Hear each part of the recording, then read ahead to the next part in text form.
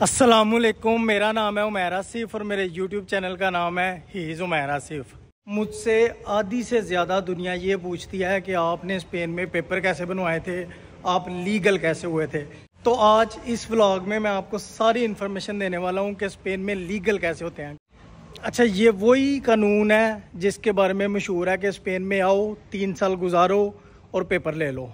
मैंने भी इसी लॉ के थ्रू पेपर लिए थे और हमारे 80% लोग जो हैं वो तकरीबन इसी कानून के तहत पेपर लेते हैं। आज से साल डेढ़ पहले तक तकरीबन सारी आवाम, जितने भी हमारे लोग हैं 70-80% वो राइगो के थ्रू ही पेपर लेते थे। लेकिन पिछले साल डेढ़, तकरीबन 1.5 साल से 2 लॉ निकल आए हैं। एक बोलते हैं वो जो अजील करवा के लोग पेपर लेते हैं, उसके लिए मैं कोई बंदा ढूंढ रहा हूँ जिस बंदे ने पेपर लिए हों, इंशाल्लाह ताला उस पर भी व्लॉग बनाएंगे। दूसरा जो लॉ है वो एक होता है अराइगो फॉर्मासियोन, वो 2 साल में भी उसके पेपर मिल जाते हैं। वो मेरी एक बंदे से बात हो गया है जिसने उसके थ्रू पेपर लिए हैं। इंशाल्लाह ताला नेक्स्ट वीक जो है वो उसका भी इंटरव्यू करेंगे। और अभी तक जो चलता आ रहा है 2005 से लेके अब तक अराइगो का जो कानून है वो मैं तो खुद सारे प्रोसेस से गुजरा हूँ, वो भी स्टिल चल रहा है। तो इसका मतलब है कि 2023 में 3 तरीके से आप पेपर ले सकते हैं। नंबर 1 अजील करवा के, नंबर 2 जो है वो अराइगो फार्मासियोन, और तीसरी अराइगो लाबोरल जिसके थ्रू मैं गुजरा हूँ। तो आज का सारा व्लॉग अराइगो लाबोरल पे होगा, ये लॉ पे कि स्पेन में आओ, 3 साल गुजारो और पेपर ले लो। अच्छा जी, बताते हैं आपको कि पेपर कैसे बनते हैं अराइगो लाबोरल के ज़रिए। डिटेल से बताता हूँ सारी। क्या हाल है, ठीक हो? वालेकुम सलाम, पढ़ो नमाज। अच्छा जी, स्टार्ट करते हैं शुरू से। बिल्कुल, आप किसी भी तरीके से स्पेन में आ गए हैं, वीज़ा लगवा के आए हैं, वीज़े के बगैर आए हैं, साथ वाले किसी मुल्क में आए थे यूरोप के, आप स्पेन के अंदर आ गए हैं टिकट करवा के, उसके बाद आप आसमान से गिर के स्पेन में आ गए, किसी भी तरीके से वट-एवर आप स्पेन में आ गए हैं और आपके पास आपका जेन्युइन पासपोर्ट मौजूद है। आपने क्या करना है जी, आपने उस पासपोर्ट को लेके चले जाना है। यहाँ का ऑफिस है जिसको आप बोल सकते हैं यूनियन कौंसल। आपने उनको जाके कहना जी मुझे यहाँ पे रजिस्टर कर दें। उनको इस बात से कोई गर्ज नहीं है कि आपका वीज़ा लगा हुआ है, वीज़ा नहीं लगा हुआ, वो नहीं ये चीज़ देखते हैं। वो सिर्फ ये देखते हैं कि बंदा वही है जिसका पासपोर्ट है और पासपोर्ट जेन्युइन और वैलिड है। उन्होंने अपने कंप्यूटर में आपका रिकॉर्ड डाल के सारा कि जी आपका नाम क्या है, पता क्या है, किस मुल्क से हैं, कहाँ पे रह रहे हैं, सारा कुछ उन्होंने उस पर स्टैंप लगा के आपको एक सफ़ा निकाल के दे देना है। वो समझिए आपकी रजिस्ट्रेशन हो गया। उस दिन से आपने अपने 3 साल गिनने शुरू कर देने हैं। ठीक है, यहाँ तक समझ आ गई। अब इस 3 साल के दौरान जो है, वो कहने को ये 3 साल है लेकिन ये इतने ईजी नहीं होते हैं। 3 साल मैंने गुजारे हैं, मुझे पता है। आप पुलिस से डरते हो, आप लीगली काम नहीं कर सकते, आप गली में जाते हो डरते हो, बाहर जाते हो आपको पकड़ लें, आपको लेटर दे देते हैं कि हमारा मुल्क छोड़ दो। बहरहाल ये बात की बातें हैं। अभी प्रोसेस के पेपर कैसे बनते हैं, उस दिन से आपने जनाब 3 साल गिनने शुरू कर देने हैं। इस 3 साल के दौरान आपने 2 चीज़ें करनी हैं। लैंग्वेज का कोर्स, ठीक है, यहाँ पे जिस एरिए में मैं रह रहा हूँ कतलोनिया, यहाँ पे आपने 2 लैंग्वेज के कोर्स करने हैं, एक स्पेनिश का और एक कतलान का। इस 3 साल के दौरान बंदे इलीगल काम भी करते रहते हैं। 3-3 साल कोई बंदा नहीं चेक होता। चेक होने को आए तो आप कल चेक हो जाते हैं, लेकिन आपको डिपोर्ट कोई बंदा नहीं करता स्पेन से। अगर आपने कोई इलीगल कोई बड़ा काम नहीं किया, कोई बड़ी गेम नहीं डाली हुई, ये चिट्टे चुट्टे वाला काम या लड़ाई झगड़ा कोई काम, कोई बंदा शंदा आपने नहीं मारा हुआ, तो आपको ये नॉर्मली डिपोर्ट नहीं करते। सिर्फ ये क्या करते हैं, आपको पकड़ के लेके जाके एक लेटर दे देते हैं कि हमारा मुल्क छोड़ दो। आप उस पर अपील करते हैं उस लेटर पे कि मेरे मुल्क के हालात ख़राब हैं या वट-एवर जो भी अपील होती है, तो जनाब वो पेंडिंग पड़ी रहती है। ठीक है, वो इतनी देर में 3 साल गुजर जाते हैं और आपका लीगल राइट हो जाता है पेपर जमा करवाने। उधर धूप बहुत ज़्यादा लग रही है, मैंने कहा छाँव में आ जाता हूँ।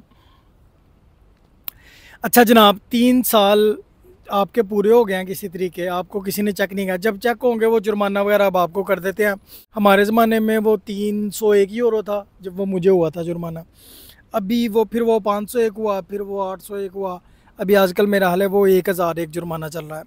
जनाब 3 साल आपने पूरे कर लिए हैं, अब आपको राइट है कि आप अपने पेपर जमा करवा सकते हैं। उसके दौरान आपने क्या किया है, आपने लैंग्वेज के कोर्स कर लिए हैं। अब सबसे मेन चीज़ जो आपको चाहिए वो आपको एक जॉब कॉन्ट्रैक्ट चाहिए 1 साल का। कोई भी ऐसी फर्म, अभी इन्होंने थोड़ा सा नरम किया हुआ है, समझ आइए। भी हमारे ज़माने में एक ऐसी फर्म चाहिए होती थी जिसके पास 7-8 बंदे काम कर रहे हैं और सारे के सारे फुल कॉन्ट्रैक्ट पे काम कर रहे हैं। उसका कोई वो वाली फर्म डिफ़ॉल्ट नहीं है, कोई ये वाले चक्कर थे बहुत ज़्यादा, तब बड़ा ही मुश्किल था। कॉन्ट्रैक्ट बिकते भी हैं, वो एक अलग चीज़ है, 8-8 हज़ार 6-6 हज़ार के, वो एक अलग चीज़ है, लेकिन फ्री भी मिल जाते हैं आपको। अच्छा, हमारे ज़माने में बड़ा साहत था 5-6-7 साल पहले। अभी जो है वो इन्होंने, मैंने सुना है, काफ़ी नरम किया हुआ है। ऐसी भी कोई भी फर्म जो डिफ़ॉल्ट नहीं है वो आपको कॉन्ट्रैक्ट दे सकती है। अच्छा जी, दोबारा स्टार्ट करते हैं। अब आपको 3 साल बाद पेपर कौन कौन से चाहिए? सबसे पहले आपको चाहिए आपकी 3 साल की हिस्ट्री, जो आपने वो रजिस्ट्रेशन करवाई थी सबसे पहले, नंबर 1। उसके बाद आपको चाहिए जॉब कॉन्ट्रैक्ट 2 किसी भी फर्म का। तीसरा आपको चाहिए लैंग्वेज सर्टिफिकेट जो आपने किए हैं।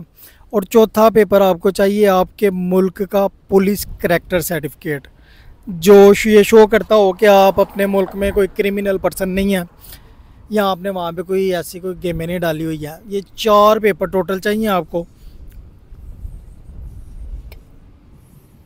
अगर आपका सब कुछ जेन्युइन है, आपने 3 साल गुजारे हैं, आपने लैंग्वेजेस के कोर्स किए हैं, आपका कॉन्ट्रैक्ट अच्छा है, आपका करैक्टर सर्टिफिकेट अच्छा है, आपकी सब चीज़ जेन्युइन है, आपको रेजिडेंसी कार्ड मिल जाता है। वो आप जमा करवाते हैं, एक प्रोसेस है उसका, 2-3-4 महीने वो लगा के आपका सारा कुछ चेक करते हैं। अगर आपका सारा कुछ जेन्युइन है तो आपको एक टेम्पररी रेजिडेंसी कार्ड मिल जाता है 1 साल का। समझ आ गई? यही वो चीज़ है जो बंदे कहते हैं जनाब के जी स्पेन और 3 साल बाद पेपर ले लो। कहने को ये वाकई 3 साल हैं, लेकिन इतना ईजी नहीं होता। आके सबसे पहले तो आपकी पादरोना मियन तो ही नहीं होती है, क्योंकि आपको उसके लिए एक मकान चाहिए होता है। हमारे जो बंदे हैं उन्होंने मकान पे फैमिली अप्लाई की हुई हैं, उसमें रजिस्ट्रेशन बाकायदा लिखी होती है कि एक मकान में कितने बंदे रजिस्टर्ड हैं। अक्सर की वो पूरी हो चुकी होती है, वो मसले होते हैं, वो बात क्या है। लेकिन ऐसा भी हो सकता है कि आप आएँ और आपको आते सारी रजिस्ट्रेशन हो जाए किसी दोस्त के मकान पे, किसी जानने वाले के मकान पे, किसी रिश्तेदार के मकान पे। आपको टेम्पररी कार्ड मिल गया है 1 साल का। उस टेम्पररी कार्ड पे अब आपने 6 माह टैक्स देना है मिनिमम। अगर आप वाकई 1 साल में 2 माह से ज़्यादा बाहर नहीं रहे और आपने 1 साल में 6 माह से ज़्यादा टैक्स पे किया है काम करके, तो आपका कार्ड रीन्यू हो जाता है 1 साल से 2 साल के अंदर। 2 साल वाला रीन्यू हो जाता है। 2 साल पे सेम आपने 2 साल वाले कार्ड पे 4 माह से ज़्यादा मुल्क से बाहर नहीं रहना, यानी कि स्पेन से बाहर नहीं रहना। आपने 1 साल से ज़्यादा टैक्स पे करना है आपने, यानी कि हाफ़ टाइम। फिर वो आपका जो 2 साल वाला कार्ड है वो फिर रीन्यू हो जाता है 2 साल वाले कार्ड में, दोबारा 2 साल वाला, यानी कि पहले 1 साल वाला, फिर 2 साल वाला, फिर 2 साल वाला। जब वो दूसरा 2 साल वाला कार्ड एक्सपायर होता है तो आपने जनाब दोबारा अप्लाई करना होता है, जिस तरह आपने सबसे पहले किया था। ज़्यादा जब पहला कार्ड लेने के लिए आपने किया था अप्लाई, आपने वैसे अप्लाई करना होता है। वो फिर सारी आपकी हिस्ट्री वगैरह चेक करते हैं, सारा कुछ चेक करके जनाब फिर उसके बाद आपको मिल जाता है 5 साल वाला कार्ड, जो कि परमानेंट होता है, जो मेरे पास भी है अल्हम्दुलिल्लाह। तब आपकी जान छूट जाती है, क्योंकि पहले 5 साल आपने टैक्स भी पे करना है रीन्यू करवाने के लिए। अक्सर लोग पहले से टैक्स पे करते हैं, थोड़े थोड़े पैसों पे काम करते हैं अपना कार्ड रीन्यू करवाने के लिए। मुझे याद है मैंने एक डोनर के बाप पे काम किया था 10 माह पूरे, 10 महीने सिर्फ ये टैक्स पे करने के चक्करों में। 10 महीने में मेरी एक भी छुट्टी नहीं थी, सुबह 9 बजे से लेकर रात को 1 बजे तक। और जनाब 250 यूरो वो मुझे तनख्वाह देता था 1 माह की। लेकिन सिर्फ ये है कि मेरा कॉन्ट्रैक्ट वो चला रहा था 10 महीने उसने चलाया 8 घंटे का। तो वो रीन्यू कराने के चक्करों में मैंने 10 महीने उस बंदे के पास काम किया था। एक भी छुट्टी नहीं, एक दिन भी मैं बीमार नहीं हुआ, सुबह 9 बजे से लेकर रात को 1 बजे तक। और जनाब लेकिन शुक्र है अल्लाह पाक का, वो गुजर गया टाइम वो वाला भी। अच्छा, जब आपके पास 5 साल वाला आ जाता है तो आपकी जान छूट जाती है। तब आपने ना टैक्स पे करना होता है, तब आपने सीधा सीधा जाके, तब आपने अप्लाई भी नहीं करना होता दोबारा। जब दोबारा वो प्रोसेस से आपने नहीं गुजरना होता है। तो वो आपने वहाँ पे सीधा सीधा ही जाके रीन्यू करवा लेना होता है, उसमें ज़्यादा मसला नहीं होता है। तो ये था सारा प्रोसेस स्पेन में लीगल होने से लेके परमानेंट कार्ड तक का। ये जो मैंने आज प्रोसेस बताया ये जनाब था अराइगो लाबोराल का, इसका नाम ही ये है। इसका मुझे पता नहीं उर्दू में अब कैसे बोलना है। नेक्स्ट वीक जो मैं अपलोड करूँगा वीडियो, वो एक बंदा है जिसने 2 साल वाले तरीके से पेपर लिए हैं, तो वो उसका इंटरव्यू करूँगा मैं पूरा, उसका सारा प्रोसेस वो भी बताएंगे कि आजकल वो जो 2 साल वाला सिस्टम है उससे कैसे पेपर बन रहे हैं। और फिर उसके बाद तीसरे नंबर पे वो आ जाएगा सीलो वाला, वो बात को चेक करेंगे। आज का व्लॉग यहाँ पर ही करते हैं ख़त्म। मिलेंगे किसी न्यू व्लॉग में किसी न्यू जगह पे, क्योंकि मेरा बेसिक जो चैनल है वो है फिरने टुरने वाला, जगह दिखाने वाला, इंफॉर्मेशन देने वाला, कल्चर दिखाने वाला, फेस्टिवल्स दिखाने वाला, इनके सारे स्पेन के। यार ये वाली ज़रूरी इन्फॉर्मेशन थी, ये मुझसे बड़े बंदे पूछ रहे थे, तो मैंने कहा इस पर एक वीडियो बना दूँ कि पेपर कैसे बनते हैं, वो जो 3 साल वाला कानून है उस पर।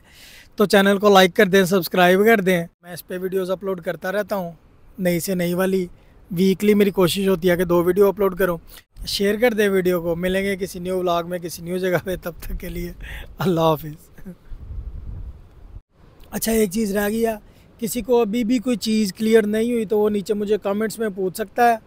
अगर तो मैं कोशिश करूँगा कि अगर मुझे पता हो तो उसका मैं जवाब लिख के दे दूँगा, अगर नहीं तो मैं किसी से इन्फॉर्मेशन लेके उसका जवाब भी आपको ज़रूर दूँगा। कोई भी आपको इस टॉपिक से रिलेटेड कोई भी सवाल पूछना है तो आप नीचे मुझे कमेंट्स में पूछ सकते हैं।